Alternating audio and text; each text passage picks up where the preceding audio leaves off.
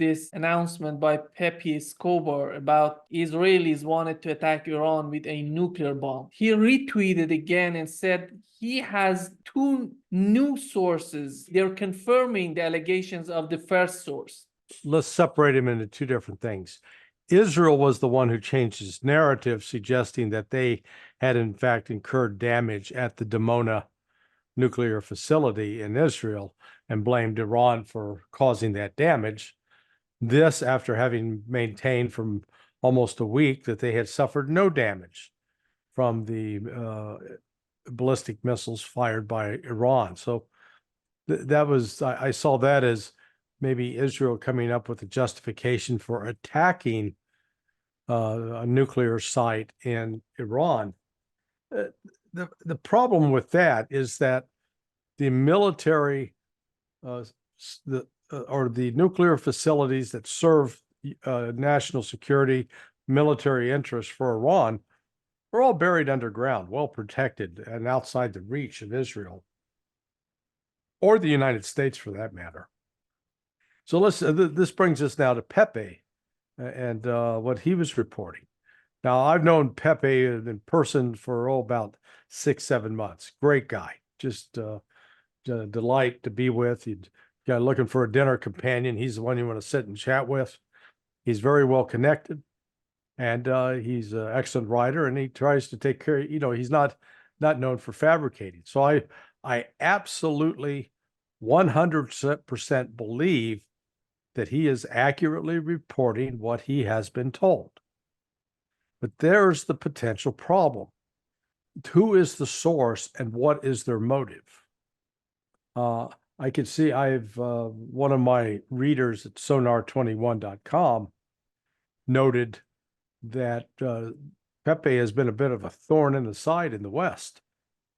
Writes very timely, well-informed articles. And so what better way to discredit him than to get somebody to feed him and two somebodies to feed him some lies that he then reports, and then later they can debunk it and say, see, he has no credibility. There are only two sources, according to Pepe, not three. So he had the first source, and then he came out, he said another one was reporting in. The problem I have with it is the source told him, well, it was the Russians shot the plane down as it exited Jordanian airspace. Well, look at a map. That means it was flying in either flying into Syria or Iraq, one or the other. And that area of Syria where they would have flown into is under the control of the United States.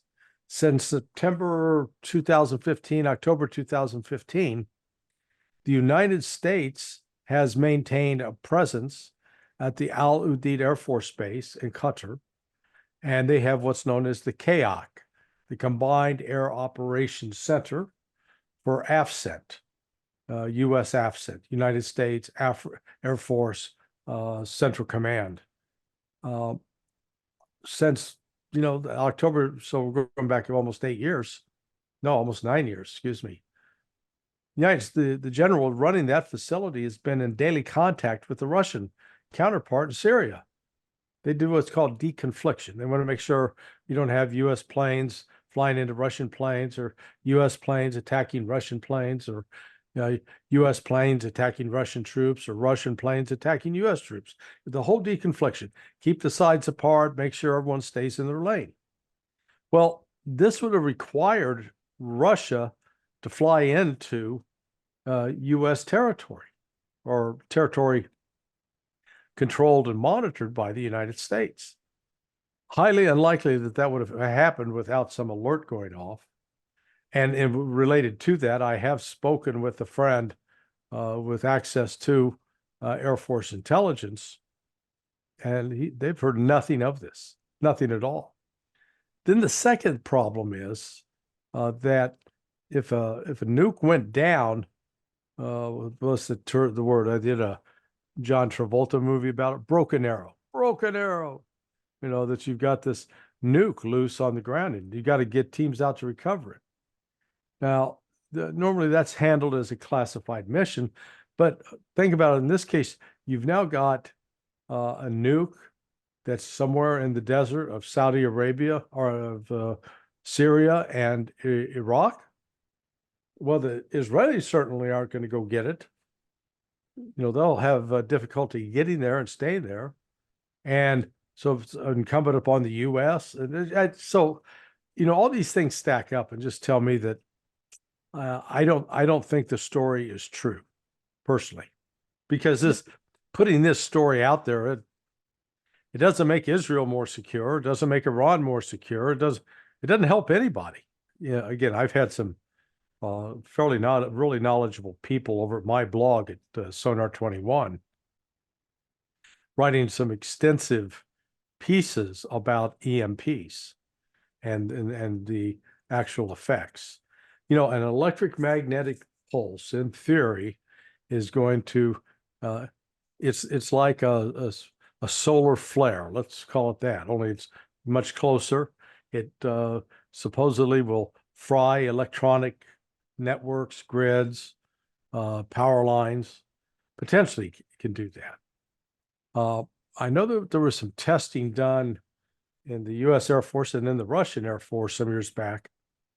And basically, Russia adopted certain technologies that make them immune to the EMP burst, whereas the United States systems are highly vulnerable to those bursts. So that Iran's got all these facilities down underground means that EMP is not going to have any effect on those. And that would cause a greater conflict in that region, which nobody wants that. Yeah, potentially. But again, I think it's the notion that Israel took off with one lone F-35. Again, the question is, where was it going to refuel with any hope of getting back to Israel? There is an article in New York Times that it says that Israel planned bigger attack on Iran, but scaled it back to avoid war. How do you find this report on the part of the New York Times? What was the reason behind this attack on the part of Israelis? How did they decide to not going all in to attack Iran? Well, it's one thing to sit around and say, hey, I'm going to kick your ass. I'm going to kick your ass. All right, but you got to get out of your chair and actually have the fighting skills to do that. Israel can make all sorts of verbal threats and promises about attacking and punishing, but they've got they have a logistics problem.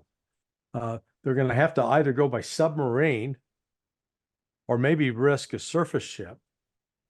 Flying an aircraft like an F-35, that distance makes it very unlikely the pilot would be returned. So, I think all of that was said during moments of emotion. And once, people start calming down and looking at the very practical things that they're going to need to do in order to, quote, retaliate, and then think through, if we do that, what is Iran going to do? Are we going to retaliate in such a way that will destroy their ability to retaliate? Well, no.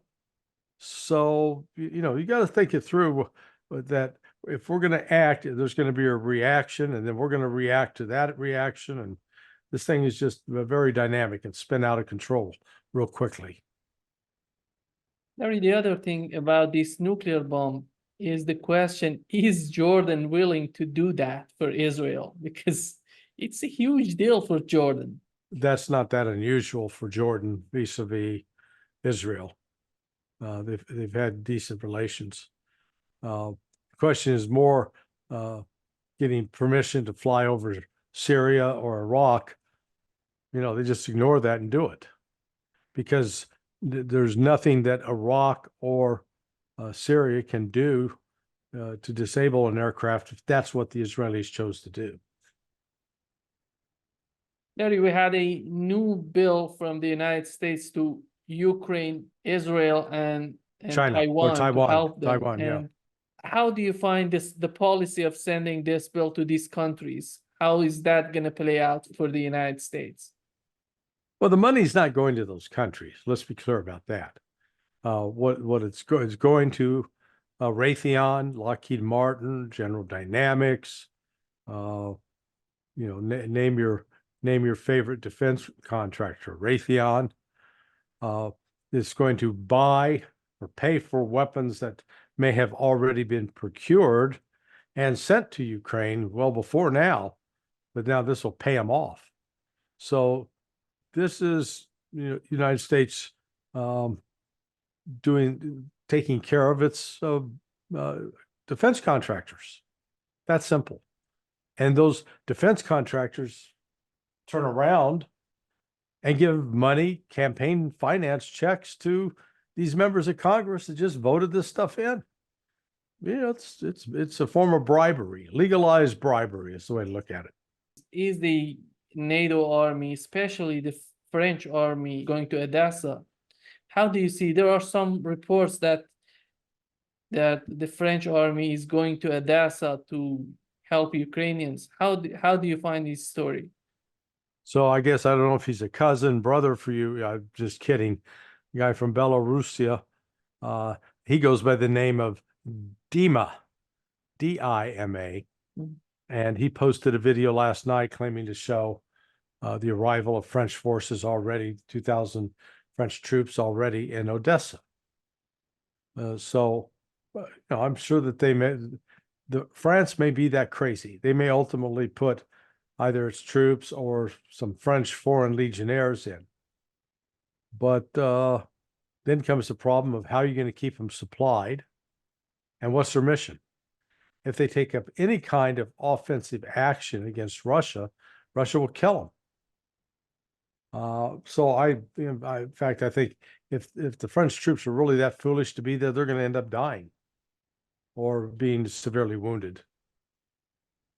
Because we know that sooner or later Russia would take Odessa. And do you think, is there any plan behind the scene for Odessa on the part of NATO to save Odessa for Ukraine?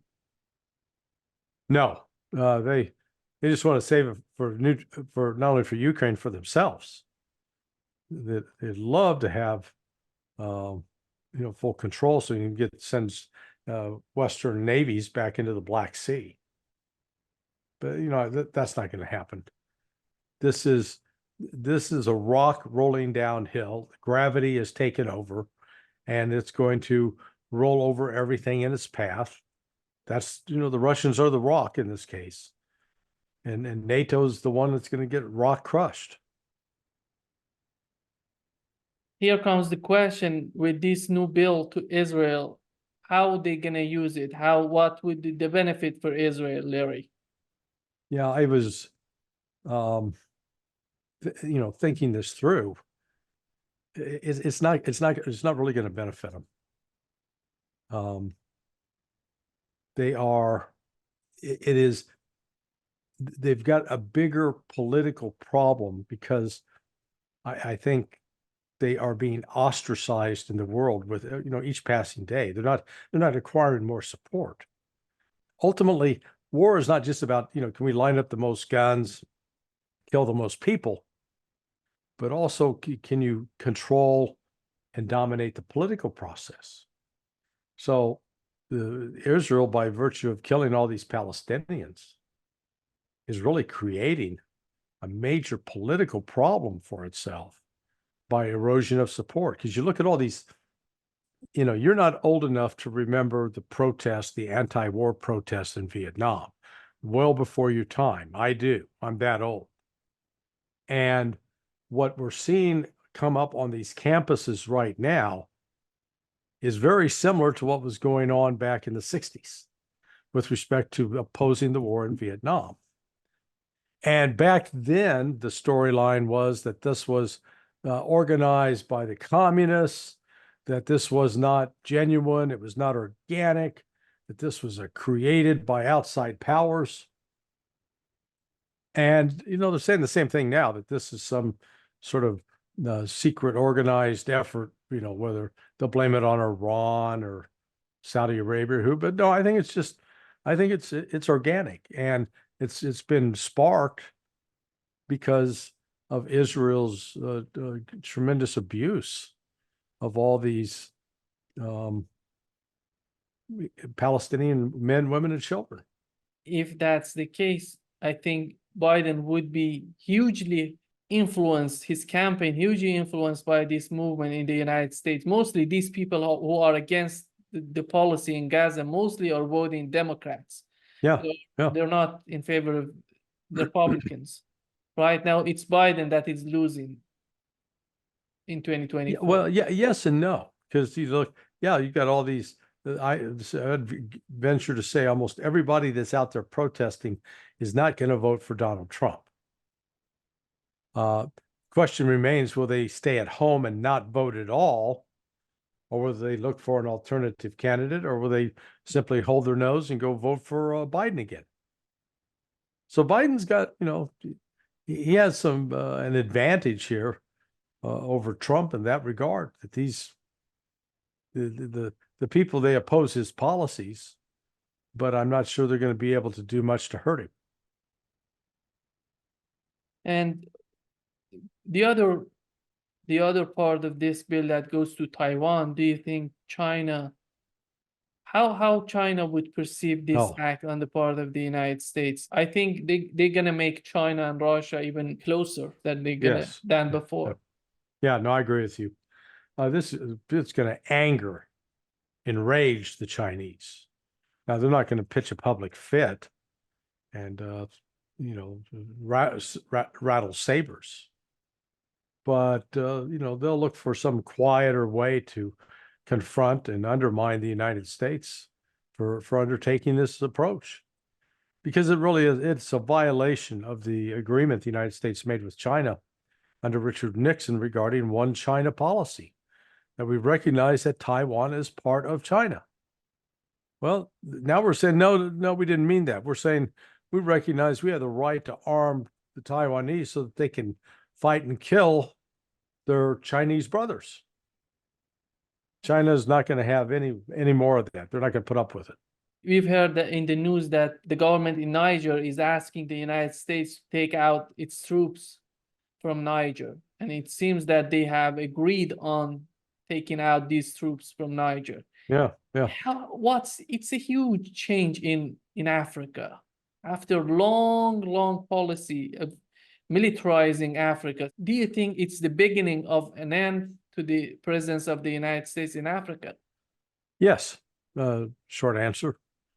This is, when Niger is getting rid of, telling the U.S. to leave, I just wondered if they were playing the Ray Charles song, "Hit the Road, Jack."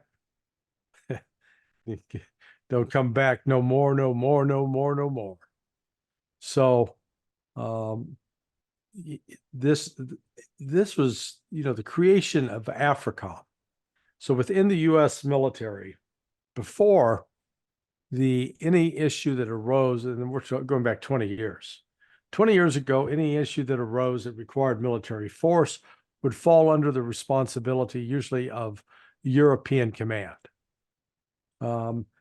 Maybe CENTCOM with respect if it came to Egypt and Algeria and Libya on the north. But then about 20 years ago, they created AFRICOM. And so now you've created this thing, it's got something to do. So they start inserting themselves all over Africa through the Sahel, in Sudan, Chad, Niger, Nigeria, and looking for a mission where there really wasn't one. Yeah, there were some elements, these extremists on the Sunni side, the Salafists, that would variously describe themselves as NATO, or not NATO, as ISIS, and then NATO, through primarily the auspices of AFRICOM, were out there to fight them. But they've the U.S. has worn out its welcome. The easiest way to put it. History of these days that we're living right now is going to be written on pages. We're going to see this war in Ukraine as a very important point in our history. I think everything since this war started, everything's changing. Yeah, it could be called a watershed moment. It's that point where the instead of the water running down one way, it's running the other way. But a lot of it was self-inflicted by the West. The United States pushed and pushed and pushed and pushed to get NATO bring Ukraine into NATO and push NATO right up against Russia's borders. And Russia kept saying, no, don't do it. Don't do it. No, don't do it. And we kept doing it. And then they decided, oh, okay, we're going to use our economic clout. We're going to teach those Russians. We're going to impose sanctions that will prevent them from using SWIFT, which is, it's basically a financial email system that allows you to do money transfers between banks. And so Russia had to start looking around to find an alternative. And working with China and then the other BRICS nations, they're going to come up with an alternative. Now, all of a sudden, the US dollar is no longer supreme. And it's its own fault. Once they said, okay, you can no longer use SWIFT, all right. You don't have to use SWIFT. Was just again, it's like saying, Nima, you got to use Microsoft Word and Outlook. You got to use Outlook. That's your only choice. No, it's not. You know what? You can use Gmail. You could, there's lots of other email programs. You can use Apple Mail, So they can try to make you use Windows all the time. And I'm sure Bill Gates would love that. But the reality is you got alternatives and choices. And that's what they're doing right now, creating alternatives and choices that will circumvent U.S. control. In Washington, still they're thinking of if they lose in Ukraine, they're gonna have a weaker face against China in Taiwan. Yeah. That's why they're continuing this failure in Ukraine. And they're not just letting everything to come down to have some sort of solution, some sort of negotiations. Well, they have not properly planned this out. Because I think originally their plan, okay, we'll defeat Russia and then we'll move on to China. Well, they're not going to defeat Russia. And Ukraine is going to lose. Not may lose, not might lose, it will lose. So they ought to be thinking through what's our alternative, what's our plan B and our plan C? Because Russia may very well decide, we don't want to, we're going to stop at Kiev and we're not going to take Odessa. Okay. That could end to one negotiated settlement. Or they say, hey, we're going to take Kiev, we're going to take Odessa, and we'll kill as many NATO troops as we can find. That push things in a different direction. So it's just, the West is not controlling this with any kind of strategic vision. They're making it up as they go. That's the reality.